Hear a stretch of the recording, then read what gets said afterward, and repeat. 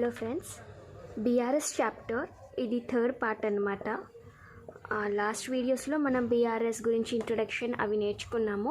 And ఈ video చాలా important. ఎందుకు అంటే ఈ వీడియోలో బీఆర్ఎస్ ప్రాబ్లం ఎలా సాల్వ్ చేయాలి అన్నది మనం డిస్కస్ చేయబోతున్నాము. నేర్చుకుంది ఏంటి అంటే ఈ passbook balance and cash book balance, ఈ బ్యాలెన్సెస్ వేరువేరుగా వస్తుంది. సో ఎందుకు వస్తుంది అన్నది 6 రీజన్స్ అని చెప్పుకున్నాం. సో ఆ 6 రీజన్స్ ఏంటో ఒక్కొక్కటి చూసేసి ఇంకా మనం ప్రాబ్లంలోకి వెళ్దాం.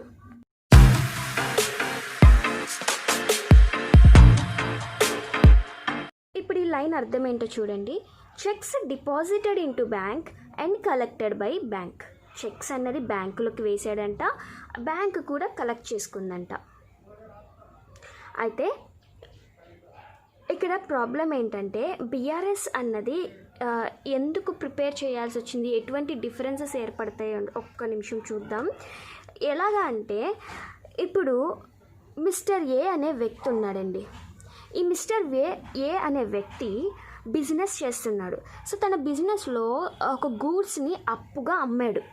అయితే 1 జనవరిన తన కస్టమర్ వచ్చేసి 25,000 రూపీస్ చెక్ అన్నది మిస్టర్ ఏకి ఇచ్చేసి వెళ్ళిపోయాడు. నేను నీకు అప్పున్నాను కదా, అప్పు మీద గూడ్స్ అన్నవి తీసుకున్నాను కదా, వస్తువులు. సో ఇప్పుడు నేను 25,000 రూపీస్ నీకు ఇచ్చేసాను అని చెప్పేసి వెళ్ళిపోయాడు అనమాట. వెంటనే ఈ మిస్టర్ ఏ ఏం చేశాడంటే తన దగ్గరికి చెక్ వచ్చింది కదా, వెంటనే నేరుగా ఎస్బీఐ బ్యాంకుకి వచ్చేసాడు. ఎస్బీఐ బ్యాంక్ వచ్చేసి తన చెక్ అన్నది తన బ్యాంక్ అకౌంట్లోకి వేసేసుకున్నాడు. వెంటనే ఏమైంది అనుకున్నాడు, బ్యాంక్ బ్యాలెన్స్ అనేది పెరిగిపోయింది అని అనుకున్నాడు. అండ్ వెంటనే ఇంటికి వెళ్ళిపోయి తన క్యాష్ బుక్ తను రాసుకుంటాడు కదా, క్యాష్ ఎంత వచ్చింది పోయింది అన్నది. సో తన క్యాష్ బుక్లో 25,000 రూపీస్ అన్నది యాడ్ చేసేసుకున్నాడు. ఓకేనా, 25,000 రూపీస్ అనేది యాడ్ చేసేసుకున్నాడు. ఇది ఎప్పుడు జరిగింది అంటే 1 జనవరిన జరిగింది. ఓకే, అయితే నిజంగా చూస్తే బ్యాంక్ 1 జనవరిన ఆ 25,000 రూపీస్ని తన అకౌంట్లోకి యాడ్ అన్నది చెయ్యదు. మినిమం ఆ అమౌంట్, ఆ చెక్ అన్నది తన బ్యాంక్ అకౌంట్లోకి వెయ్యాలంటే minimum 3 days of time bank తీసుకుంటుంది వెరిఫికేషన్స్ కోసం. సో ఆ వెరిఫికేషన్స్ అన్నీ జరిగి సపోజ్ 4th జనవరిన ఆ చెక్ అన్నది బ్యాంక్ వాళ్ళు మిస్టర్ ఏ అకౌంట్లోకి వేసేశారు. అయితే ఇది ఒరిజినల్ ప్రాసెస్ అన్నమాట. అయితే ఈ మిస్టర్ ఏ 1 జనవరిన ఆ చెక్ అన్నది బ్యాంకులో వేసుకున్నాడు కదా. సపోజ్ తనకు ఎందుకో ఒకసారి బ్యాంక్కి వెళ్ళి తన అకౌంట్ బ్యాలెన్స్ ఎంతో చెక్ చేసుకోవాలి అని అనుకున్నాడు. అయితే అది 3rd జనవరిన బ్యాంక్కి వెళ్ళాడు. 3rd జనవరిన బ్యాంక్కి వెళ్ళి నా బ్యాంక్ అకౌంట్లో బ్యాలెన్స్ చూపియండి అని అడిగారు. వెంటనే ఏమైంది, పాస్బుక్లో 25,000 రూపీస్ పడవు, అంతే కదా. 4th జనవరిన వాళ్ళు యాడ్ చేస్తారు, కానీ 3rd జనవరిన అసలు పాస్బుక్లో 25,000 రూపీస్ కనబడవు. అప్పుడు మిస్టర్ ఏ ఏమంటాడు, నా క్యాష్ బుక్లో 25,000 రూపీస్ కనిపించింది, మీ దాంట్లో ఎందుకు లేదు అని అడుగుతాడు. సో ఎందుకు లేదో, ఎందుకు జరగలేదో అన్నది రికన్సైల్ చేయటమే బీఆర్ఎస్ అన్నమాట. సో ఇప్పుడు ఏమైంది, చెక్స్ డిపాజిటెడ్ ఇంటూ బ్యాంకులోకి చెక్ అయితే వేశాడు, కానీ ఆ బ్యాంక్ ఆ అమౌంట్ని నాట్ కలెక్టెడ్ బై బ్యాంక్. ఓకేనా, మరి కలెక్ట్ ఎప్పుడు చేసింది, సమ్ డేస్ తీసుకుంది. బట్ ఆ సమ్ డేస్కి ముందరే వెళ్ళి మనం కనుక రికన్సైల్ చేస్తే తప్పు అన్నది బయటకు వచ్చింది. ఆ తప్పుని రికన్సైల్ చేయటమే బీఆర్ఎస్ అన్నమాట. సో ఇప్పుడు చూడండి, cheques deposited into bank but not collected by bank. అయితే చెక్స్ బ్యాంకులోకి డిపాజిట్ చేసిన వెంటనే ఏమైంది అనుకున్నాము, క్యాష్ బుక్లో పెరిగిపోయిద్ది అని బ్యాలెన్స్ అన్నది పెరిగిద్ది అని అనుకున్నాం. సో ఈ డిపాజిటెడ్ అన్న ప్లేస్లో డెబిటెడ్ అని అయినా అడుగుతారు. ఓకేనా, ఇక్కడ కలెక్టెడ్ అన్న ప్లేస్లో క్రెడిటెడ్ అని అయినా అడుగుతారనమాట. సో మీరు కన్ఫ్యూజ్ అవ్వకూడదు, ఎందుకు డెబిటెడ్ ఎందుకు క్రెడిటెడ్ అన్నది ఒక్క నిమిషం చెప్పేస్తాను, జాగ్రత్త వినండి. చెక్స్ డెబిటెడ్ ఇంటూ బ్యాంక్ అంటే చెక్స్ ఎప్పుడైతే బ్యాంకులోకి మనం డిపాజిట్ చేసామో మనం ఇంటికి వెళ్ళి క్యాష్ బుక్లో ఇంక్రీజ్ చేస్తాము 25,000 రూపీస్ అని అనుకున్నాం కదా. సో క్యాష్ బుక్ ఇంక్రీజ్ అంటే ఏంటి, డెబిట్ అనే కదా అర్థం. అందుకని checks debited into bank but not collected by bank. Bank అంటే ఇక్కడ నాట్ కలెక్టెడ్ బై బ్యాంక్ అంటే ఏంటి, బ్యాంక్ ఆ చెక్ని తీసుకోలేదు ఇంకా. ఇన్ కేస్ తీసుకుంటే పాస్బుక్ బ్యాలెన్స్ ఇంక్రీజ్ అయ్యిద్ది, అవునా? ఇంక్రీజ్ అవ్వటం అంటే ఏంటి, క్రెడిట్ అవ్వటమే కదా. పాస్బుక్ ఇంక్రీజ్ అవ్వటం అంటే క్రెడిట్ అవ్వటం, క్యాష్ బుక్ ఇంక్రీజ్ అవ్వటం అంటే డెబిట్ అవ్వటం. సో సపోజ్ నాట్ అన్నది తీసేద్దాం. కలెక్టెడ్ బై బ్యాంక్ అంటే బ్యాంక్ అమౌంట్ కలెక్ట్ చేసింది అంటే బ్యాంక్ అకౌంట్ పెరిగిద్ది కదా, బ్యాంక్ అకౌంట్లో డబ్బులు పెరుగుతాయి కదా. బ్యాంక్ అకౌంట్లో డబ్బులు పెరిగిందంటే పాస్బుక్ ఇంక్రీజ్ అవుతుంది, ఇంక్రీజ్ అంటే క్రెడిట్, అందుకే క్రెడిట్ అని రాస్తాం. అయితే ఇక్కడ నాట్ కలెక్టెడ్ కాబట్టి నాట్ క్రెడిటెడ్ అంతే. Checks deposited into bank but not collected by bank. అయితే ఈ రెండు పదాలు కూడా యూజ్ చేస్తారు, చూడండి. నెక్స్ట్ రీజన్ ఏంటిది అంటే checks issued but not at presented for payment. దీని అర్థం ఏంటో చూద్దాం. చెక్స్ అన్నవి ఇష్యూ చేసాం అంటే చెక్స్ మనం వేరే వాళ్ళకి ఇచ్చాము, ఓకేనా. సో చెక్ మనం ఇవ్వంగానే మనం ఏమనుకుంటాం, మన క్యాష్ బుక్లో మనం ప్రిపేర్ చేసే క్యాష్ బుక్లో బ్యాలెన్స్ తగ్గిపోయింది అని అనుకుంటాం. అయితే but not at presented for payment, మనం చెక్స్ ఇచ్చేసిన వెంటనే మన క్యాష్ బుక్లో డబ్బులు తగ్గిపోయినాయి అనే అనుకొని క్యాష్ బుక్లో లెస్ చేసేసుకుంటాం. కానీ అదే చెక్ బ్యాంక్ వాళ్ళు ఇతరులకి పేమెంట్ చేసే టైంలో కొంత టైం తీసుకుంటుంది. సపోజ్ చెక్స్ ఇష్యూ చేసింది ఫస్ట్ ఫిబ్రవరి అని అనుకుంటే అది ఒరిజినల్గా మన బ్యాలెన్స్ బ్యాంకులోని బ్యాలెన్స్ తగ్గిపోవటానికి మినిమం 3 days తీసుకుంటుంది. సో 4th ఫిబ్రవరిన ఒరిజినల్గా పేమెంట్ అన్నది జరిగింది, బ్యాంక్ వాళ్ళు ఒరిజినల్గా పేమెంట్ చేసింది 4th ఫిబ్రవరిన. అంటే పాస్బుక్లో అంటే బ్యాంక్ అకౌంట్ ఒరిజినల్గా బ్యాలెన్స్ తగ్గింది 4th ఫిబ్రవరిన, కానీ మనం 1st ఫిబ్రవరినే అనేసుకున్నాం. సో ఇలాంటి టైంలో కూడా బీఆర్ఎస్ అన్నది యూజ్ అవుతుందన్నమాట. చెక్స్ ఇష్యూ చేసింది 1st ఫిబ్రవరి, అయితే ఒరిజినల్గా బ్యాంక్ అకౌంట్లో నుండి పేమెంట్ అయిపోయింది మాత్రం 4th ఫిబ్రవరి, ఓకేనా. సో ఇప్పుడు ఈ ఇష్యూడ్ అన్న ప్లేస్లో ఏమొస్తుందో మీరే చెప్పాలి. చెక్స్ ఇష్యూడ్ అన్న ప్లేస్లో ఈ ఇష్యూడ్కి బదులుగా క్రెడిటెడ్ అంటారా, డెబిటెడ్ అంటారా? కరెక్ట్గా చెప్పండి. కరెక్ట్గా గెస్ చేసిన వాళ్ళు నిజంగా నా క్లాసెస్ ఫాలో అవుతున్నట్టు వింటున్నట్టు చెప్పాలి. చెక్స్ ఇష్యూడ్ అన్న ప్లేస్లో క్రెడిటెడ్ వస్తుందా, డెబిటెడ్ వస్తుందా? చెక్స్ ఇష్యూడ్ అంటే మనం చెక్స్ ఇష్యూ చేసేసాము అంటే క్యాష్ బుక్ బ్యాలెన్స్ అన్నది తగ్గిపోయిందంటే డెబిటా, క్రెడిటా? క్రెడిట్ కదా. సో ఇప్పుడు ఈ ఇష్యూడ్ అన్న ప్లేస్లో ఇంకేం రావచ్చు, క్రెడిటెడ్. సో ఎవరైతే కరెక్ట్గా చెప్పారో వెరీ గుడ్, చెప్పని వాళ్ళు కూడా వెరీ గుడ్. నెక్స్ట్ ఏంటి ఇంకా మంచిగా నేర్చుకుంటారు, ఓకే. ఇప్పుడు ఇప్పుడు ఇది ట్రై చేయండి. But not at presented for payment. అయితే ఇంకా అది పేమెంట్ కాలే, బ్యాంక్ బ్యాలెన్స్ అట్లానే ఉంది అంటే పాస్బుక్లో ఇంకా పేమెంట్ అన్నది జరగల. ఇన్ కేస్ పేమెంట్ జరిగింది అనుకోండి, ఈ నాట్ అన్నది తీసేయండి, పేమెంట్ జరిగింది అనుకోండి, పాస్బుక్ బ్యాలెన్స్ పెరిగిద్దా తగ్గిద్దా? పేమెంట్ అయితే తగ్గిపోయిద్ది. తగ్గింది అంటే క్రెడిటా, డెబిటా? డెబిట్. సో ప్రెజెంటెడ్ అన్న ప్లేస్లో డెబిటెడ్ అన్న పేరు కూడా వస్తుంది, ఓకేనా. నెక్స్ట్ రీజన్ చూడండి. Payment directly received by bank but not entered in cash book. Payment అంటే డబ్బులు ఇక్కడ, ఓకే. డబ్బులు అనేవి డైరెక్ట్గా బ్యాంక్కి వచ్చేసింది, అయితే మన క్యాష్ బుక్లో ఎంటర్ కాలే, అప్పుడు వేరియేషన్స్ వస్తుంది కదా, అందుకే బీఆర్ఎస్ అన్నది యూజ్ అవుతుంది. అయితే పేమెంట్ అన్నది బ్యాంక్కి డైరెక్ట్గా వెళ్ళిపోయినప్పుడు అప్పుడు మన పాస్బుక్ బ్యాలెన్స్ ఇంక్రీజ్ అవుతుంది. సో ఇంక్రీజ్ అవ్వటం అంటే క్రెడిట్. అయితే మన క్యాష్ బుక్లోకి ఇంకా ఎంటర్ కాలే, సో క్యాష్ బుక్ బ్యాలెన్స్ ఏమవుతుంది, లెస్గానే చూపిస్తుంది. సో ఇలాంటి వేరియేషన్స్ ఇది ఒక రీజన్ అనమాట. ఇంకొకటి, payment directly met by bank but not entered in cash book. Payment ఏదైతే ఉందో అది డైరెక్ట్గా బ్యాంకే కట్టేసిందంట, కానీ క్యాష్ బుక్లో మాత్రం మనకి తెలియదు కదా, మనీ తీసుకున్న, బ్యాంక్ మనీ పే చేసిన క్యాష్ బుక్లో మనకి తెలియదు. అన్లెస్ అంటిల్ వాళ్ళు మనకి ఇన్ఫామ్ చేస్తేనే మనం రికార్డ్ చేసుకుంటాం, కానీ బ్యాంక్ డైరెక్ట్గా చేసేసినవి మనకి తెలియదు అనమాట. సో డైరెక్ట్గా బ్యాంక్ అన్నది ఎక్స్పెన్సెస్ అన్నది పే చేసేసినప్పుడు మన పాస్బుక్ బ్యాలెన్స్ ఏమైంది, లెస్ అయ్యిద్ది. లెస్ అవ్వటం అంటే డెబిట్ అవ్వటం. అయితే క్యాష్ బుక్ బ్యాలెన్స్ మాత్రం లెస్ అవ్వదు, మామూలుగానే ఉంటుంది. అంటే ఇంక్రీజింగ్లో, దీంతో పోలిస్తే ఇది ఇంక్రీజింగ్లోనే ఉంటుంది. సో ఇంక్రీజింగ్ అంటే ఇది డెబిట్ అనమాట. సో ఇలాంటి వేరియేషన్స్ ఉన్నప్పుడు బీఆర్ఎస్ అన్నది యూజ్ అవుతుంది. ఇప్పుడు ఇంకోటి చూడండి, bank charges deducted by bank but not entered in cash book. Bank మన అకౌంట్ని మెయింటైన్ చేస్తున్నందుకు కొంత ఛార్జెస్ అయితే మన నుండి తీసుకుంటుంది అనమాట. అయితే ఆ ఛార్జెస్ అన్నది డైరెక్ట్గా మన బ్యాంక్ అకౌంట్లో నుండి తీసేసుకుంది. మనకి తెలిసిద్దా బ్యాంక్ తీసుకున్నా యాడ్ చేసినా మనకి తెలీదు, మనకి ఇన్ఫర్మేషన్ ఇచ్చేదాకా. కాబట్టి మనం క్యాష్ బుక్లో ఎంటర్ చేసుకోలే.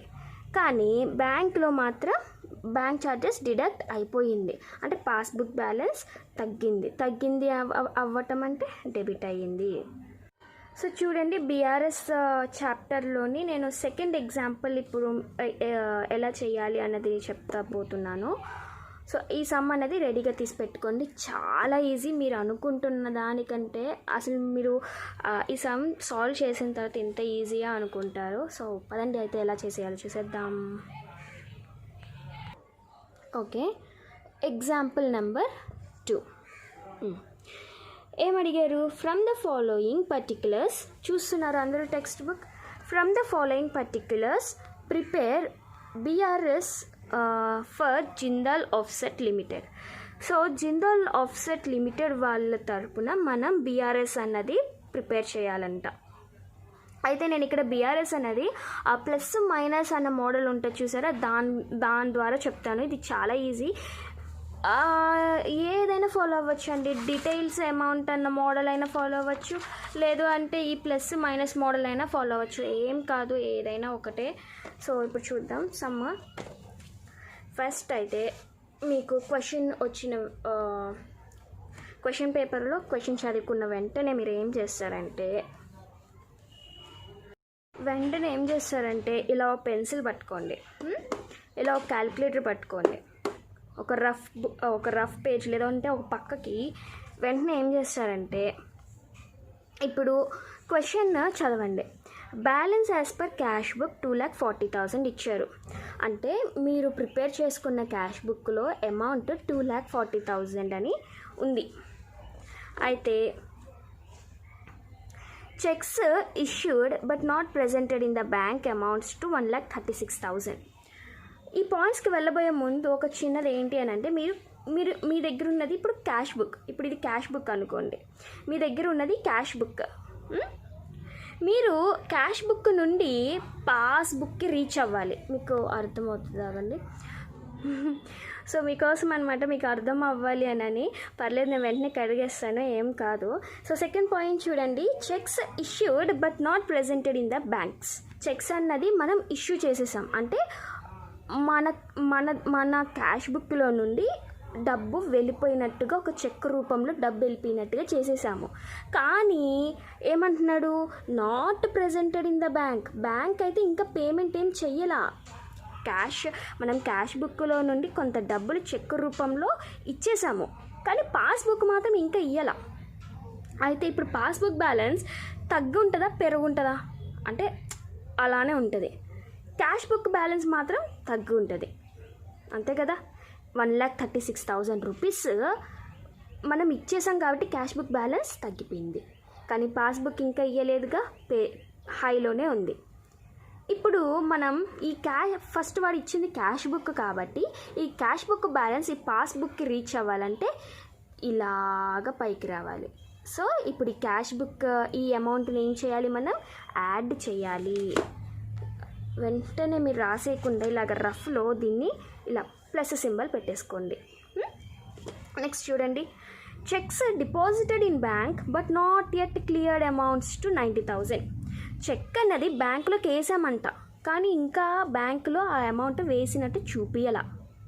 అయితే ఇప్పుడు చూడండి, క్యాష్ బుక్ చెక్ అన్నది వచ్చేసింది. సో వచ్చిన వెంటనే మనం ఏం చేసేసాము, క్యాష్ బుక్ బ్యాలెన్స్ పెంచేసుకున్నాం. కానీ పాస్బుక్ అప్పుడే పెంచిద్దా? పెంచదు. దానికి 3 days కావాలి. సో ఇంకా పెంచలా. ఓకే, వాడు ఇచ్చిన బుక్ ఏంటి? క్యాష్ బుక్ ఇచ్చాడు. మనం కనుక్కోవాల్సింది ఏంటి? పాస్బుక్ కనుక్కోవాలి. మనం ఏం చేయాలి? చచ్చినట్టు పాస్బుక్ దగ్గరికి వెళ్ళాలి. అంటే క్యాష్ బుక్ తగ్గాలి. సో ఈ పాయింట్ ఏమవ్వాలంటే మైనస్ అవ్వాలి. ఓకేనా? నెక్స్ట్ అమౌంట్ చూడండి. నెక్స్ట్ చూడండి, బ్యాంక్ ఛార్జెస్ అమౌంట్స్ టు 300.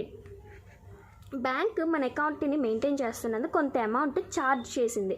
అంటే కొంత అమౌంట్ మన బ్యాంక్ అకౌంట్లో నుండి డైరెక్ట్గా తీసేసుకుంది. సో మనకు ఆ విషయం తెలుసా? క్యాష్ బుక్కి మనకి తెలియదు. పాస్బుక్ ఏమో తగ్గింది. ఎంత తగ్గింది? 300 తగ్గింది. ఎంతో గంతలేండి, తగ్గింది మొత్తానికి. మన క్యాష్ బుక్ 300 తగ్గిందా? తగ్గల. మనకి ఇచ్చిన బుక్ ఏంటి? Cash book. మనం రీచ్ అవ్వాల్సింది ఏంటి? పాస్బుక్ని. సో మనం కూడా ఏమవ్వాలి? తగ్గాలి. సో ఇది కూడా మైనస్. అర్థమవుతుందా? ఈజీగా ఉందా? చూడండి నెక్స్ట్ది, interest credited by bank amounts to 1250. Interest అన్నది క్రెడిటెడ్ బై బ్యాంక్. ఇక్కడ క్రెడిట్ ఏంటి, డెబిట్ ఏంటి అనుకోకండి. ఇక్కడ చూడండి, ఇంట్రెస్ట్ బ్యాంక్ క్రెడిట్ చేసుకుంది. అంటే బ్యాంక్ అకౌంట్లో క్రెడిట్ అయ్యింది, పాస్బుక్లో క్రెడిట్ అయ్యింది. పాస్బుక్లో క్రెడిట్ అంటే ఇంక్రీజ్ అయ్యింది. ఇంట్రెస్ట్ అనేది బ్యాంక్ అకౌంట్లో పడిందండి. ఎంత పడిందంట? 1250 పడిందంట. బ్యాంక్ అకౌంట్లో పడింది. మన క్యాష్ బుక్కి తెలుసా? మనకి తెలియదు. ఇప్పుడు పాస్బుక్ ఏమో 1250 ఇంక్రీజ్ అయింది, బ్యాంక్ అకౌంట్లో పడిపోయినాయి డబ్బులు. మనకి క్యాష్ బుక్కి తెలుసా? తెలీదు. వాడు ఇచ్చిన బుక్ ఏంటి? Cash book. మరి మనం దేన్ని రీచ్ అవ్వాలి? పాస్బుక్ని రీచ్ అవ్వాలి. సో మనం కూడా ఏమవుతాం? పెంచుతాం. సో దీన్ని కూడా ప్లస్ చేయాలి. ఇంక ఇక్కడ లాస్ట్ పాయింట్ చూడండి, the balance as per passbook is ఇంతని ఇచ్చాడు. ఇది ఒక్కొక్కసారి సమ్స్లో ఇస్తాడు, లేదంటే ఇవ్వడు. ఈ లైన్ని మనం యాక్చువల్గా ఈ అమౌంట్కి రీచ్ అవ్వాలి. ఓకేనా? ఇది ఒక్కొక్కసారి వాడేస్తాడు, లేదంటే వాడు ఇవ్వడనమాట. దీని మీద అంత హోప్స్ పెట్టుకోకండి. సో ఈ లైన్ వదిలేసి మీరు ఇక్కడ ఏమైతే రాసుకున్నారో ఈ అమౌంట్కి ఈ 2 ప్లస్ చేయండి అండ్ ఈ 2 మైనస్ చేస్తే మీకు ఆటోమేటిక్గా ఇది వచ్చేస్తుంది. సో ఇప్పుడు ఆ సమ్ ఎలా చేయాలో చూద్దాం. ఓకేనా? సో ఇప్పుడు బీఆర్ఎస్ సమ్ చేసేటప్పుడు ఇలాగా మీరు ఫార్మాట్ అనేది గీసుకోండి. అండ్ ఇక్కడ పైన వచ్చేసి నేను షార్ట్ ఫామ్లో రాసిన, మీరు దయచేసి షార్ట్ ఫామ్లో రాయకండి. బ్యాంక్ రికన్సిలియేషన్ స్టేట్మెంట్ ఇదే. యాజ్ ఆన్ డేట్ ఇస్తే డేట్ రాయండి, డేట్ రాయకపోతే బీఆర్ఎస్ అని రాసి వదిలేయండి, ప్రాబ్లం లేదు. అండ్ మనం స్టార్టింగ్లో డిస్కస్ చేసుకున్నాం కదా, స్టేట్మెంట్ అంటే వీటికి డెబిట్ అండ్ క్రెడిట్ అన్నవి ఉండవు. సో స్టేట్మెంట్ కాబట్టి డెబిట్ అండ్ క్రెడిట్ అన్నవి రావన్నమాట. సో ఇవి రాయొద్దు. సో ఇక్కడ పర్టిక్యులర్స్ ప్లస్ అమౌంట్ అండ్ ఈ సింబల్ రూపీ సింబల్ కంపల్సరీగా వేయండి. అండ్ ఇక్కడ మైనస్ అమౌంట్. సో ఇప్పుడు ఈ క్వశ్చన్ ఏమి ఇచ్చారు? Balance as per cash book. వాళ్ళు ఏది ఇస్తే అది రాయండి. ఓడి బ్యాలెన్స్ ఇస్తే ఓడి బ్యాలెన్స్ అని రాయండి. ఇక్కడ ఈ సమ్లో balance as per cash book అని ఇచ్చారు కాబట్టి balance as per cash book ఎంత? 2,40,000. Balance as per cash book అన్నది 2,40,000. అయితే ప్లస్ అమౌంట్ కాలంలో వేయాలా, ఈ మైనస్ అమౌంట్ కాలంలో వేయాలా? బ్యాలెన్స్ అంటే ఇది నార్మలీ ఫేవరబుల్ బ్యాలెన్స్ అనమాట. సో మీకు ఫేవరబుల్ అని గుర్తుండకపోయినా జస్ట్ బ్యాలెన్స్ అంటే మీరు ఏం చేస్తారంటే ప్లస్ కాలంలో వేయాలి. 2,40,000 ఎందుకు వేయాలి అంటే, ఓడి బ్యాలెన్స్ అంటే ఉన్న అమౌంట్ కంటే ఎక్కువగా బ్యాంకులో నుండి తీసేసుకోవటం. అంటే 100 ఉన్న చోట 1000 తీసుకున్నారనుకోండి, 900 రూపీస్ ఏంటి? నెగిటివ్ కదా, నెగిటివ్ బ్యాలెన్స్ కదా. సో అందుకే if in case OD balance ఇస్తే మైనస్ కాలంలో వేసేవాళ్ళం. బట్ ఇక్కడ నార్మల్లీ బ్యాలెన్స్ అని ఇచ్చారు కాబట్టి ప్లస్ కాలంలో వేయాలి. నెక్స్ట్ పాయింట్ ఏంటంటే, cheques issued but not presented for payment. నాకు ప్లేస్ లేదు కాబట్టి నేను ఇక్కడ ఆపేస్తున్నాను. మీరు మాత్రం ఫుల్గా రాయండి. Cheques issued but not presented. ఇంకా మీరు చదువుకోని అవసరం లేదు, ఇక్కడ మనం రాసుకున్నాం కదా ఆల్రెడీ. ప్లస్ అంటే ఏంటి, మైనస్ అంటే ఏంటి, ఇంకా అలాగా వరుసగా రాసుకుంటూ వెళ్ళిపోవటమే. చెక్స్ ఇష్యూడ్ అన్నది ప్లస్ అని రాసుకున్నాం కదా. సో ప్లస్ కాలంలో 1,36,000. నెక్స్ట్ చూడండి, చెక్స్ డిపాజిటెడ్. చెక్స్ ఇవి వద్దులేండి, చెక్స్ డిపాజిటెడ్ అనమాట. చెక్స్ డిపాజిటెడ్ దగ్గర మనం ఏం ఎక్స్ప్లెయిన్ చేసుకున్నాం, మైనస్ అని ఎక్స్ప్లెయిన్ చేసుకున్నాం. సో డైరెక్ట్గా మీరు మైనస్ కాలంలో రాసేయండి. అండ్ నెక్స్ట్ వచ్చేసి ఇంక ఇప్పుడు బ్యాంక్ ఛార్జెస్ 300 మైనస్లో రాసుకున్నాం కదా. సో 300 మైనస్ కాలంలో, ఇంకా ఇంట్రెస్ట్ క్రెడిటెడ్ ఏదైతే ఉందో అది ప్లస్ కాలంలో 1250 రాయాలి. ఓకే, ఇంక ఇప్పుడు మన క్యాలిక్యులేటర్ ఆయుధం ఉంది కదా, సో అది తీసుకోండి. అండ్ 2,40,000 ప్లస్ 1,36,000, ఒక్క నిమిషం, 1,36,000 మైనస్ 90,000 మైనస్ 300 ప్లస్ 1,250, 2,86,950. ఇదే ఇచ్చాడు కదా వాడు. ఇది ఒక్కొక్కసారి ఇస్తాడు, ఒక్కొక్కసారి ఇయ్యడండి. సో దాని మీద మీరు నమ్మకాలు పెట్టుకోవద్దు. ఇప్పుడు అసలైన టాపిక్ అనమాట. 2,86,950 బ్యాలెన్స్, పాస్బుక్ బ్యాలెన్స్ మనకు వచ్చింది. పాస్బుక్ బ్యాలెన్స్ ఎలా వచ్చింది, మనం క్యాష్ బుక్ని బేస్ చేసుకొని పాస్బుక్కి రీచ్ అయ్యాం కదా. సో ఇప్పుడు ఇది పాస్బుక్ సేమ్ ఇంకా యాజ్ పర్ క్యాష్ బుక్ అన్న చోట యాజ్ పర్ పాస్బుక్ అని రాసేయండి.